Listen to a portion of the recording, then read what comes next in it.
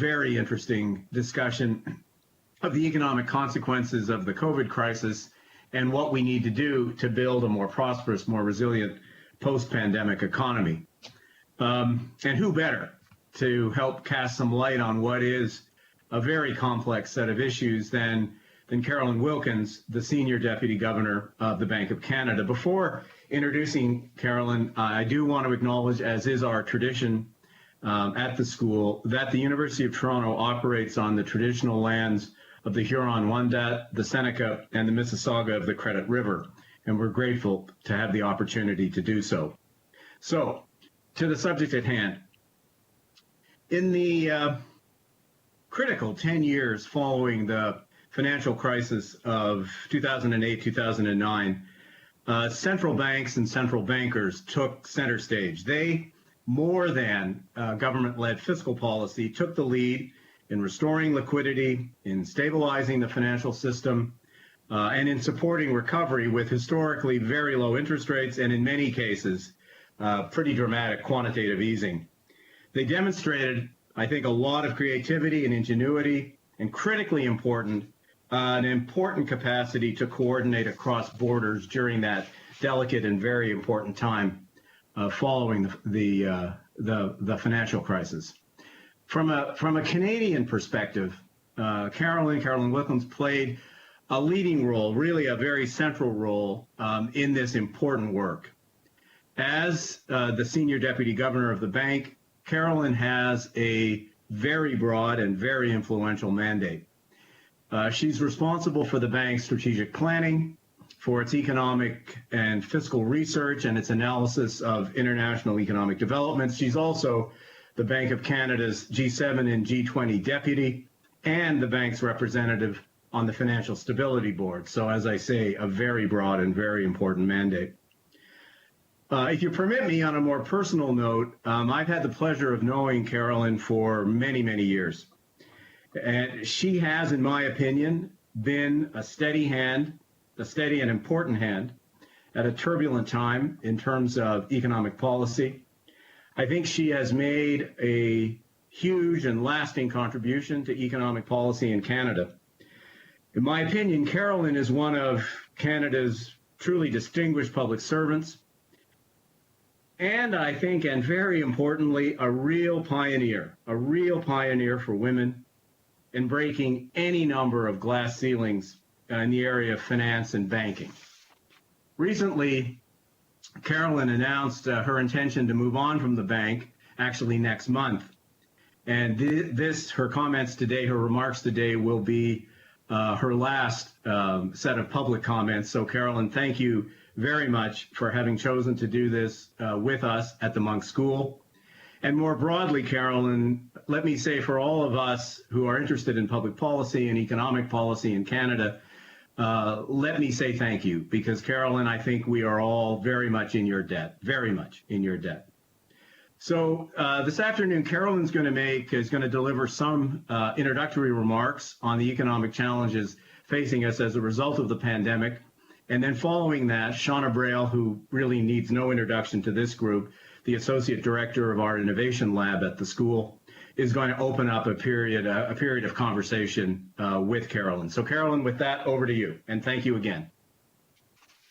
Well, thank you very much, Michael, for the kind introduction and also for the invitation to the Munk School. And thank you, everyone, for joining me. Given what's going on in the world today, the things we read in the newspaper, clearly good discussion, informed debate about global affairs, about public policy it's more important than ever. And when I'm here today and I look at the calendar, it's hard to believe that COVID-19 has been around for almost exactly 8 months.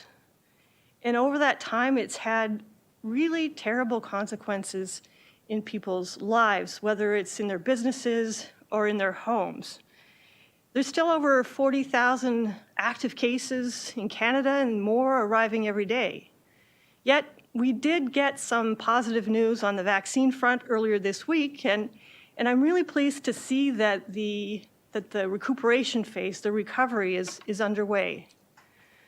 So that being said, the pandemic is still in full throttle, and we continue to face considerable challenges. So what I'd like to do today is take us beyond the current context and discuss what we'll need to do to thrive in the post-COVID world.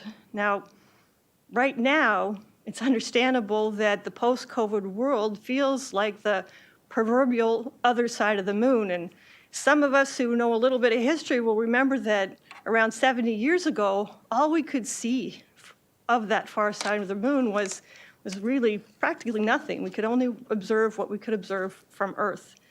But like the explorers back then, many of us today feel compelled to check it out, to check out the unknown, and to shed some light on that dark side.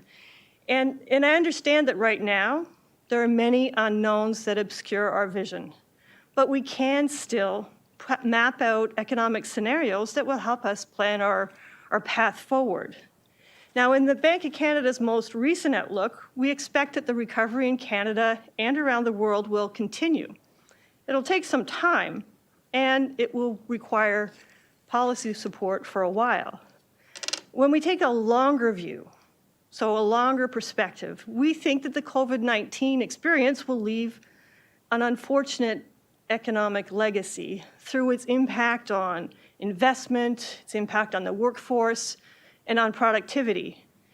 And in our most recent projection, this adds up to a situation where Canada is likely to exit the pandemic with a lower profile for potential output. That means, in regular people terms, a significantly diminished ability to generate the goods and services and incomes on a sustainable basis. And many of those scars could become permanent without deliberate actions from all of us. So I'd like to first walk you through what's driving our revised estimates of potential output. And next then, I'd like to talk about the need to boost these numbers, to raise the prosperity of Canadians and to help manage the high debt loads that we're going to face. And I'll end with how the Banque of Canada will provide strong and a stable foundation to build on. So if we start with potential output, economists use this term to think about the economy, what it can produce when it's operating at full capacity. So when everybody who wants a job is either employed or they can find a job quickly. And it's when all the available capital is put to full use. So that means that potential output depends on our capital, our labor force, and our productivity. It's important to central bankers because it's one of the ways we gauge inflation pressures. But it's even more important to all Canadians because it determines our capacity to generate the income that's needed to spend, to save, to borrow, and to pay down our debts. And I'm starting here because many of you are probably wondering how we're going to service the debts that will emerge from the pandemic. Like the far side of the moon, potential output can't be directly observed. Economists are using specialized tools and a healthy dose of judgment to get a picture of it. And the picture right now isn't pretty. When it comes to the global economy, we revised down our estimate of potential output growth over the next few years from 3.5% to 2.5%. The downward revisions are across all regions in the world, and importantly, with countries with whom we trade, like the United States. Canada's potential output growth has been downgraded even further, from around 1.8% to just under 1%. So what are the main factors that drive these results?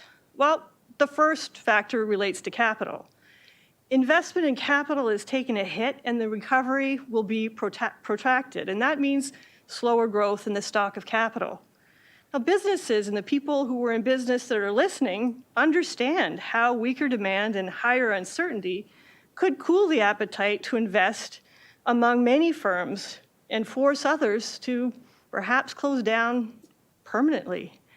And this effect is compounded in Canada because of COVID-19's impact on oil prices and the related investment in the energy sector.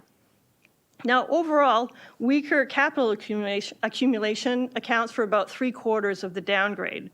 Now, there's two other factors that account for the rest. And the first has to do with the workforce. We expect what economists call scarring to occur, and that's when many people become discouraged because of a particularly difficult job search or because they just don't have the skills that are required for the jobs that are coming up.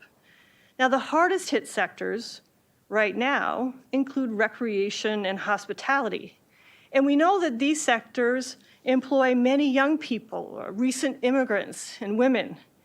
And these groups are particularly at risk of being left on the sidelines for extended periods of time. Now, there are strong efforts by the Government of Canada and all governments in Canada to preserve the attachments between people and their employers. And this is going to help reduce the frequency of these unfortunate outcomes. But they can't be offset completely. Now, the remaining factor relates to productivity, one of my favorite subjects. Now, we can expect disruptions in labor markets as the recovery advances, and that's just because it takes time and it's challenging to shift people and their jobs and capital from one sector to another. This is going to weigh on productivity growth. But as well, some businesses have told us that they're interested in making their supply chains and their production chains more regional and more resilient. And of course, this is a good thing because it will deliver increased stability, but it could come at a small cost to productivity. Now, even with this downgrade to potential output growth, the trend in gross domestic product is still expected to exceed the neutral rate of interest. So we expect the famous R to be less than G. And so that's pretty important because it means that the arithmetic of government debt sustainability is more reassuring. And just to update you for those who don't read our monetary policy like others, we've revised down our estimate of the neutral rate of interest by about 50 basis points. It's now the middle of the range is 2.25%. Now, even though the interest rate is less than the growth rate, we still need to be mindful of history, which shows that this kind of happy arithmetic can reverse quickly. Now, all told, we expect that the level of Canadian potential output will be about 3% lower by the end of our projection period in 2022, relative to what we thought we'd have before. Now, that's around $70 billion. It's a lot of money. It's about $2,000 on average for every member of the working age population. And it's not just in 2022, but every year after that, unless potential output growth picks up enough to close the gap. Now, I want to take a minute to explain why we should set our sights higher. Even before the pandemic, many were saying that we should just slow down, focus more on happiness and health, and a little bit less on the hamster wheel of production and consumption. And it's hard to argue with that. But still, stable jobs and incomes, they're foundational to well-being, and stronger growth helps deliver this. Strong, sustainable growth would also help us manage the heavy debt load that has piled up over the last decade and will continue to pile up because of COVID. If I take you way back to 2009, that's when the global financial crisis was in full force, the debts that were owed by Canadian households, non-financial corporations, and governments totaled about 215% of GDP. Now, that number had risen to 250% of GDP just before COVID hit. It would have been 275% of GDP if growth had been 1 percentage point lower over that whole period. That's a pretty big difference. And the 1% percentage point of GDP is almost exactly the same amount that we've revised down our estimate of potential output growth. And so what this arithmetic shows is that growth can change our collective room to deal with the pandemic or anything unsurprising that hits you. And it can also change investors and credit rating agencies' views of the risk.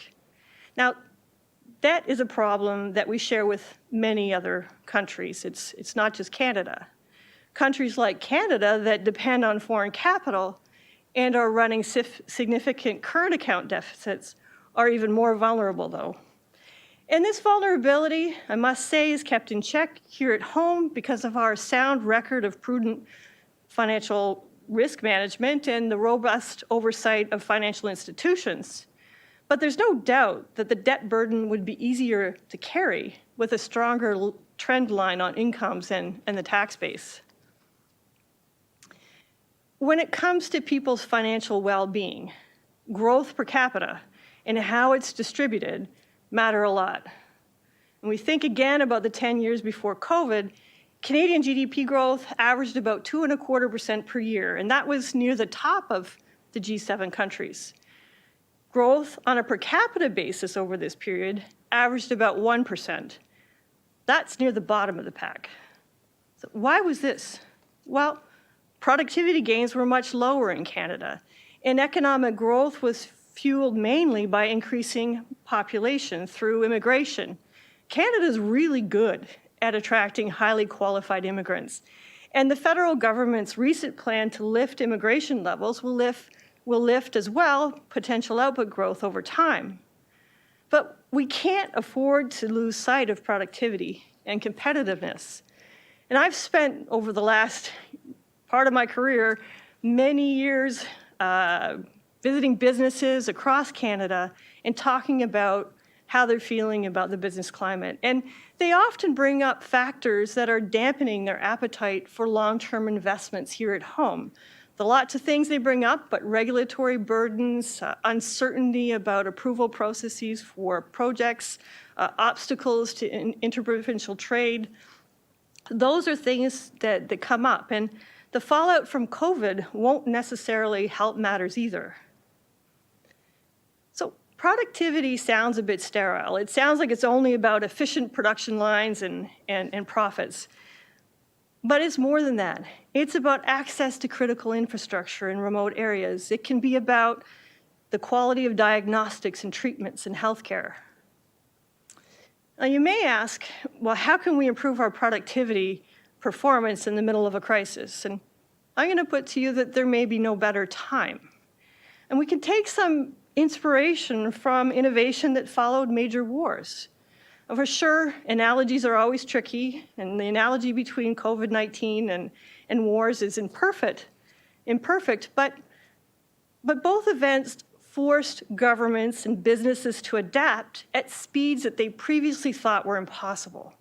In the case of World War II, many innovations set the scene for stunning advances in mass manufacturing of antibiotics and modern computing. Now, the growth that followed the war was instrumental in raising living standards and in reducing the massive government debt that had accumulated during the conflict. Now, the rapid changes that have been forced by COVID are also impressive. And I watched this, and many of you must have done it too, but Canadian companies moved millions of employees to remote work, even as they enhanced their digital services. Massive shifts were made in production and supply chains to secure medical supplies. Now, all of these innovative responses demonstrate what we can achieve when we set our sights on something. There's already been a lot of good discussion around international and domestic tables on how to generate economic prosperity. And there's a growing consensus here at home that policies and investments that are needed in areas that provide a long-term return. That just makes sense. So education, infrastructure, and investment in technology top many lists. And investments in greening the economy are on other lists too. But how exactly these initiatives and policies are designed is the subject of much debate, as are the priorities. And as a central banker, I'm not going to wade into that because those policies are outside our mandate. Instead, what I'd like to do is talk about the conventional wisdom that we're going to need to challenge as we hammer out our growth strategy. And there are three that top my list. The first is that we must address the reality that market forces will leave some people behind. Let's just take the example of technological change. I mean, it's a good one because digitalization is a promising source of improved competitiveness, and it's been accelerated by COVID. Well, conventional wisdom says, well, we should embrace technological change because it's going to create more jobs than it'll destroy. And if you look at history, history certainly bears that out. Around the time of Confederation, about half of working Canadians were employed in agriculture. And over the following decades, lots of innovations, including a homegrown one of marquee wheat, allowed a growing population to be fed by fewer workers. Today, if you look at the numbers, you'll see that the share of workers in agriculture is just 2%. But those jobs weren't just lost. As the economy grew, new positions were created in the manufacturing and service sectors. The same dynamic's true today, in that more jobs are created than destroyed. I was looking on the web and I saw a recent study by StatsCan that finds that Canadian firms that adopted robots over the last 2 decades tended to hire more people overall. So what conventional wisdom tends to gloss over is that significant transition costs are borne unevenly across households. So even though the economy will benefit overall from technological advances, some people can be left without jobs, and they can face really big obstacles at finding new work. In fact, the study that I just mentioned links the adoption of robots with higher turnover and net layoffs in some groups of workers. And other research finds that the decline in manufacturing in Canada since the early 2000s has had a disproportionate toll on men in terms of employment and wages. And we know that individuals, their families, sometimes entire communities, can struggle for years during transitions triggered by technological change. Now, innovations in recent decades in advanced economies have also given rise to some superstar firms who have market power. We've seen this before. Again, go back to history. Just think of the railways over 100 years ago. Today, what's a bit different is that user data have become a new source of market power. Now, that's pretty good news if you're a shareholder or you're a worker who has the special skills that these superstar firms need.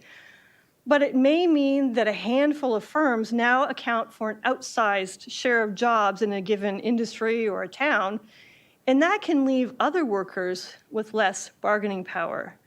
And if you look at the research, it kind of points to this as being one reason for wage growth in many countries over recent decades. Now, I think that digitalization should be embraced, but we also need to decide how best to help those individuals who are adversely affected. Now, as I said earlier, investing in education is at the top of the list for many, and that includes investing in continuous learning. Just think about it. Investments in this area boost social mobility, and they have the added ability of improving the skills of the workforce. And all of these things lift potential output growth. It hits home for me, and I bet many of the students in the audience, I haven't stopped working since I left university nearly 100 years ago. And at that time, many of the things that I work on today didn't even exist, whether it's DLT, blockchain, cryptocurrencies. So I think this part is something that we should really focus on. But I'd also like to put on the table strengthened competition and antitrust policy, particularly when it comes to tech giants. And the reforms that the international tax policies that are now being led by the Organization for Economic Cooperation and Development and the G20, they're needed too. And that's so that globally active digital companies contribute their fair share. Now, statisticians and academics can really help here as well, with better data on the digital economy and research on how digitalization is affecting different groups in different ways. And this leads me to my second challenge. We need to reject the idea that the trade-off between social and economic goals is inevitable. It's not. Human well-being is needed for economic growth, and the reverse is often true as well. There's growing evidence that lower levels of inequality make the economy less vulnerable to financial crisis and to economic stagnation. Now, Quebec's public daycare system is often mentioned in this regard because it's a prominent example of a policy that creates a virtuous circle between social and economic goals. It helped families, and it also increased women's participation in the labor force. You look at studies and you can see the link. It helped transform Quebec from a province with one of the lowest participation rates of women to a national leader in this regard. There are other examples, including the public policy response to the pandemic. Wage subsidies are helping maintain relationships between workers and their employers, which in turn protects future growth. I think Canada could also be made more resilient through policies that encourage equity rather than debt financing.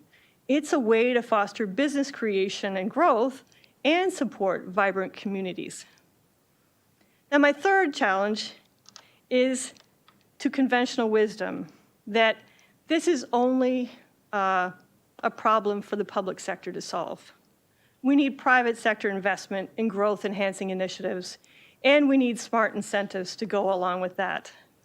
Now, investment in green technology is just one example of how the private sector can pitch in to support longer-term growth.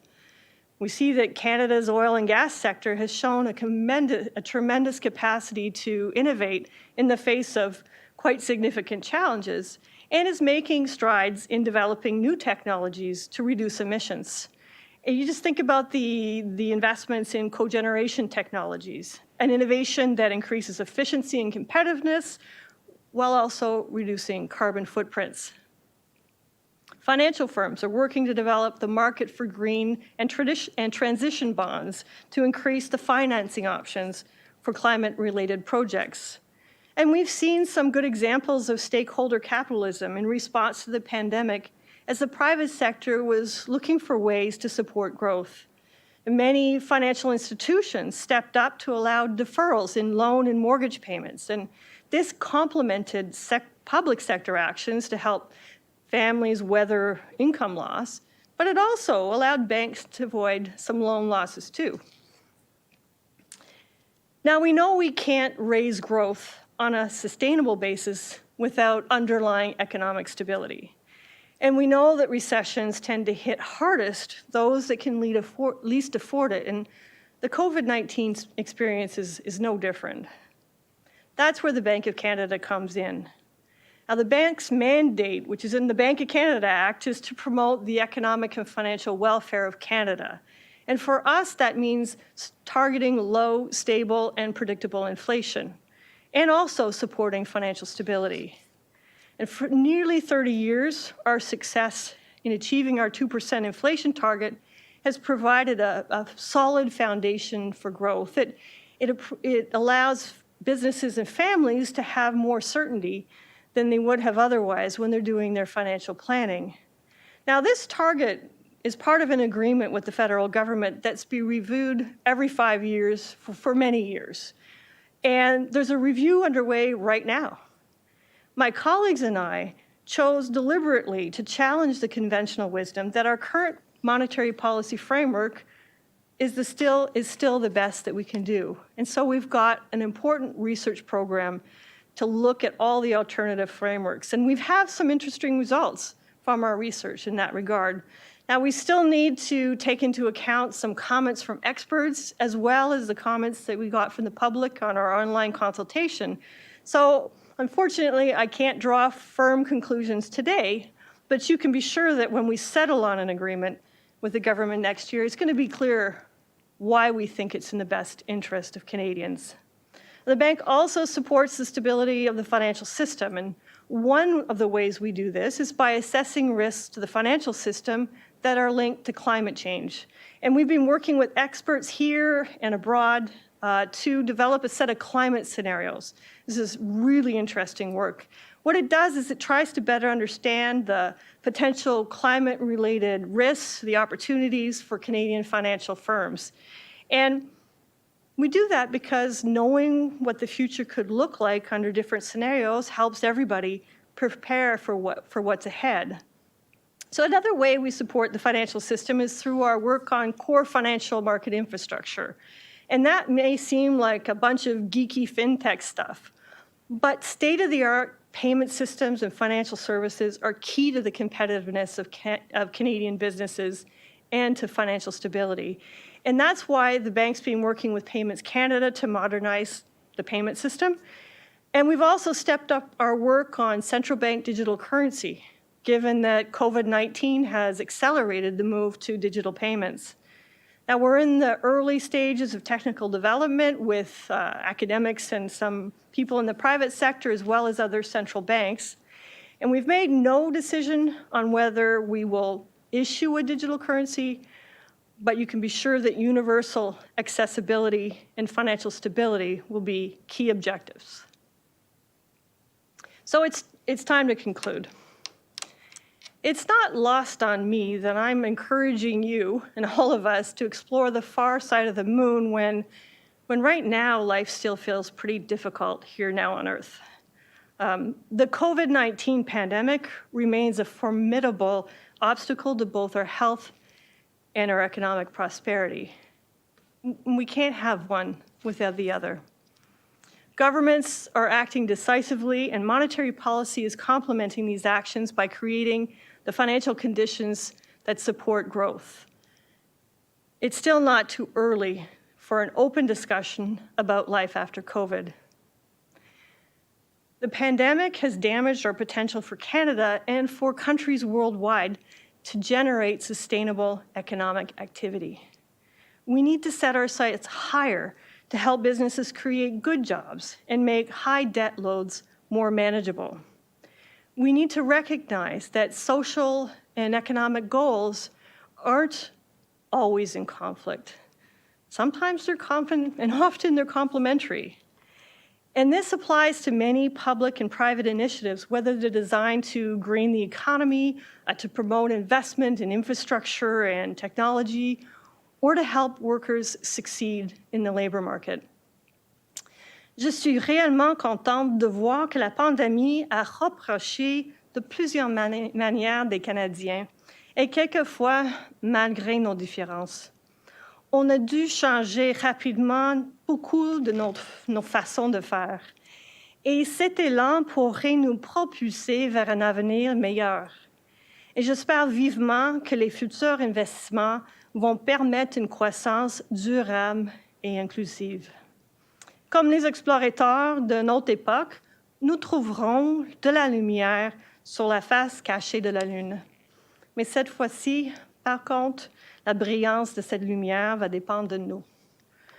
It's been heartening to see that the pandemic has brought Canadians together in many ways, despite our important differences. We've been forced to adapt quickly on so many fronts. Let's use that impetus to propel us in a better direction towards investment that boosts sustainable and inclusive growth.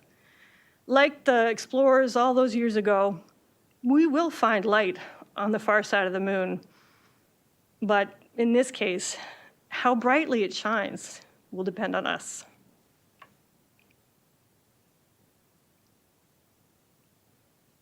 Je suis contente de prendre vos questions. Merci.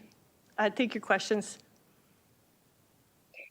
Carolyn, Senior Deputy Governor Wilkins, thank you very much for your remarks. And I think I speak for all of our audience when I say that we really appreciate your remarks focusing on the post-COVID world, which today is difficult to imagine, and yet there are all kinds of reasons to be hopeful, particularly with positive vaccine news on the horizon, and also the really grave need to plan for a future and for a better future for Canada.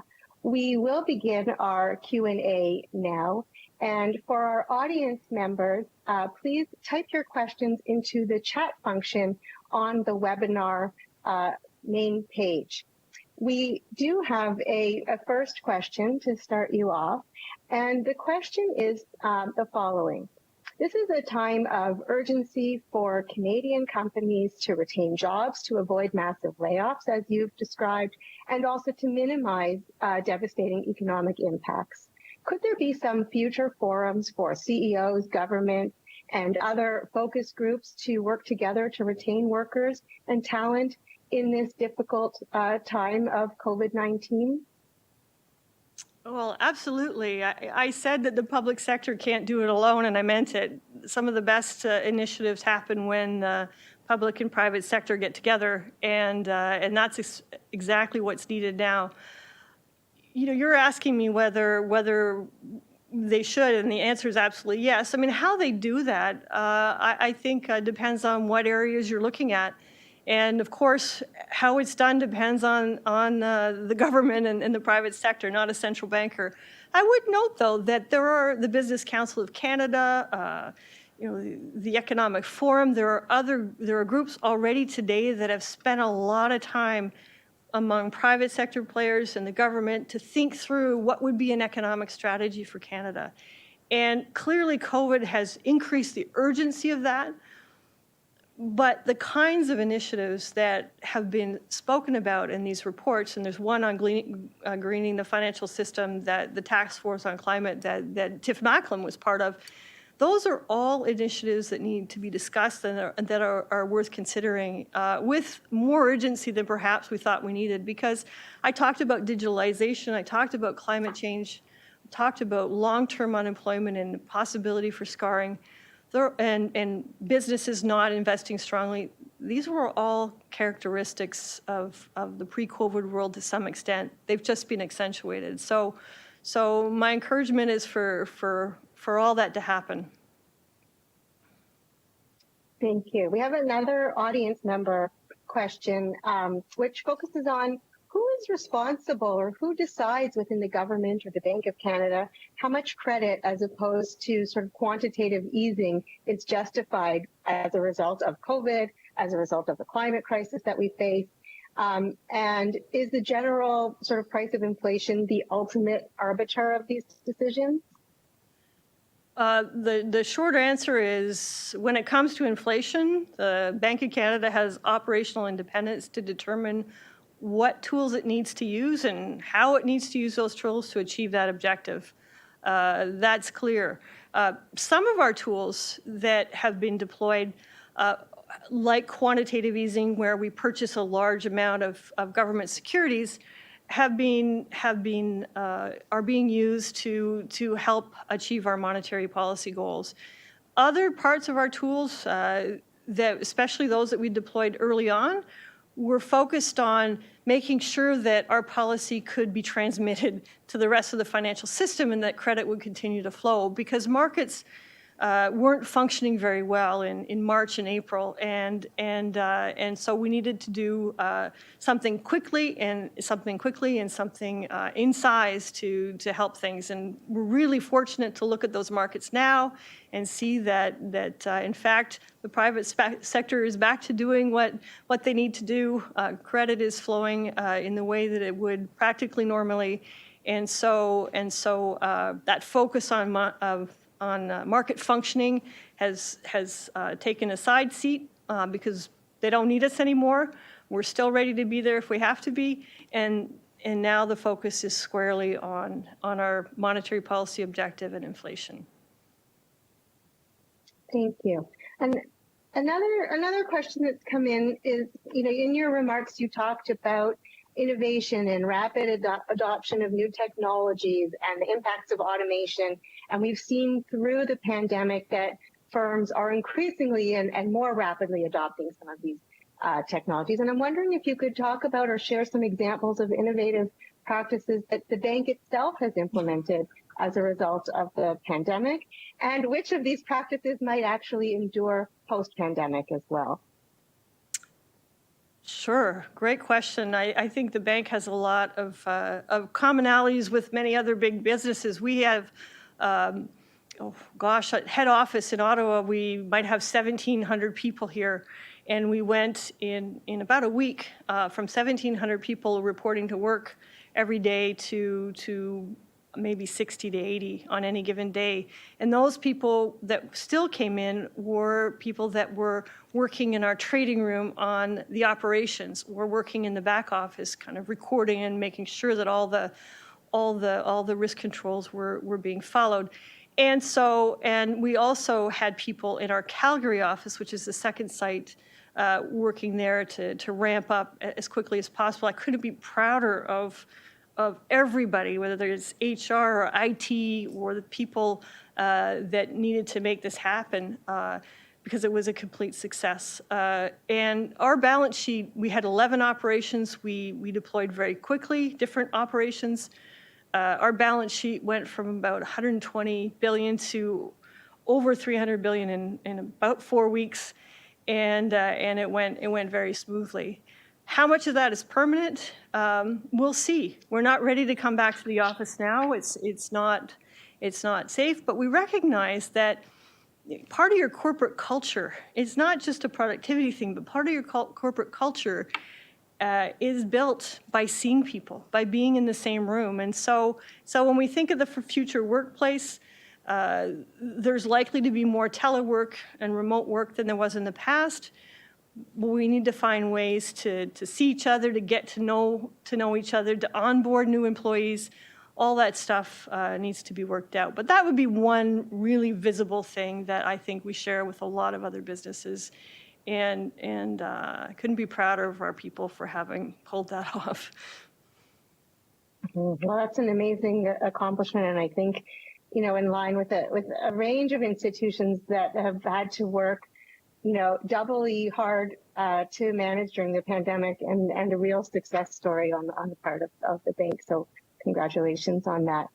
Our next question focuses on lessons to be learned from other countries. What can we learn from other countries that have tried bold new strategies in terms of recovering from the pandemic?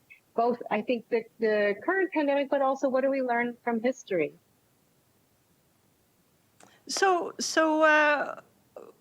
one of the lessons that we learned from other central banks with respect to dealing with financial turmoil and the need to deploy new tools kind of came out earlier past the financial crisis. Many of you will remember that the Banque du Canada didn't need to do quantitative easing or credit easing at that time because we weren't as hard hit by the crisis as other countries, but also because fiscal policy was playing a prominent role at the time.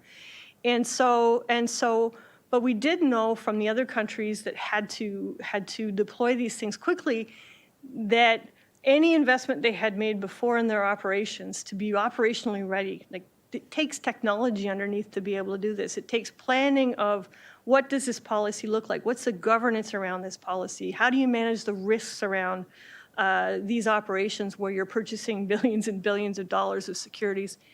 Any kind of work you can do in advance to be ready. You've got a game sheet or a playbook is worth it. And we spent the last 10 years building that up. And so I know that operational stuff and governance stuff may feel like a backseat and not as sexy as the actual policy and the purchases, but it only stands the test of time if that's what you've done in advance. And so I'm so glad that we had done that investment. I think for the other jurisdictions, whether it's fiscal policy, whether it's monetary policy, a lesson for me is that communications with people, not just financial markets, there are people there too, but I mean people like you and me, like our families, is so important because what we're doing is complex and it's not always obvious to people how at the end of the day is it helping me or my family or my neighbors. It feels like it's just making asset prices higher and people richer. And that's not all it's doing. It's doing a lot more than that. And I know that, I was speaking with Ben Bernanke once when he had just written his book, and he said the biggest, he didn't have any regrets about what they did, but one regret was not taking enough time to communicate to people what they were doing and why. And then they had to play catch up. And so our strategy is to not have to do that. We'll find out how good a job we're doing because people will tell us. But certainly that's another lesson, is don't forget about the people and talking to them about what you're doing, because they put a lot of trust in you, and you need to merit it. You need to be accountable. Well, thank you. Certainly the need for planning for the future while managing a challenging present, and also really addressing sort of and focusing on people and communicating is so integral to everything that obviously the Bank of Canada is working on, and I think a message that resonates with others as well. Our next question focuses on beyond decreasing interest rates and purchasing government and private securities, what else can be done to relax the pressure felt by Canadian businesses in the COVID-19 era? What other initiatives or activities or plans does the bank have in order to help Canadian businesses? So it's clear that many Canadian businesses are under a lot of pressure now. Maybe it's immediately because their revenues have been cut to practically nothing. It's tricky to figure out how they're going to pay their salaries or rents. And they don't know how to invest for the future because they don't know what the future is going to look like. And that is tough. Our role as a central bank is to provide those macro conditions in a climate that will allow that transition to hopefully more solid footing easier. But what we can't do is target in this spot or in that spot where we can make a big difference. That's what governments do. And you could see in some of their actions is whether it's with respect to assistance with respect to wages or rents, they're trying to create that bridge. What I was trying to say in my speech today was that that's important, and we also need to think about a longer-term strategy for business health and investment. And many of the things that I mentioned are not things that are in the purview of the central bank. They're in the purview of governments. Mm-hmm. Thank you. We have a lot of interested, engaged audience members with many questions. I think this one is going to be our final question. And the question is, are you worried more about the global outlook than you were last month, given new lockdown measures being adopted around the world? And if so, then what gives you hope that next month will be a better month, or lead us to a better place? Well, in our October forecast, which is in the October Monetary Policy Report, we had to adjust downwards our outlook for the global economy, and we had made admittedly very uncertain assumptions related to the pace of the pandemic and also the what would need to happen to control it if we got a second wave. And of course, we'd already seen the surge in the second wave and had built that in. Our assumptions, though, and so it's hard not to be worried, that's for sure. There's a lot of downside risks to the global outlook that we've mentioned. And that really does come from the pandemic and the need for more lockdowns and more widespread lockdowns than we had assumed. At the same time, we assumed that there wouldn't be a vaccine that was distributed widely and the virus was contained until mid-2022. And so that does provide a bit of upside. I wouldn't want to overstate that. But what we tried to produce was an outlook that kind of balanced the worry that we all have on the downside and the possibility that we could come out of this faster. But if you look at our forecast, you'll see that it takes a long time to recover and to get back to where we were. And for Canada, what that means is that the output gap or excess capacity in the economy doesn't dissipate until into 2023.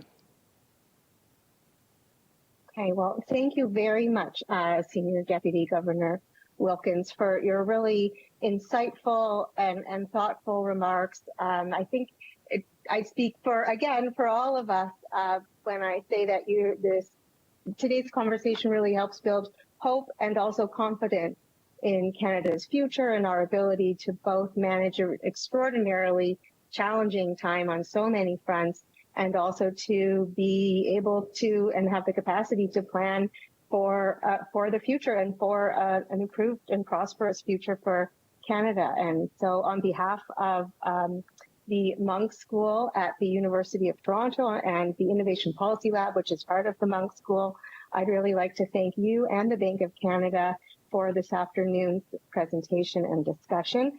And I'll remind everyone that a recording will be available on the Bank of Canada website following the event, and we'll also provide a link to it from the Munk School website. Thank you very much again. This was hugely appreciated, and a real honor to have your final public remarks on behalf of the Bank of Canada to our University of Toronto and Munk School community. Thank you very much, and thank you to all of our audience members as well. It was a pleasure, and I stay well, everyone.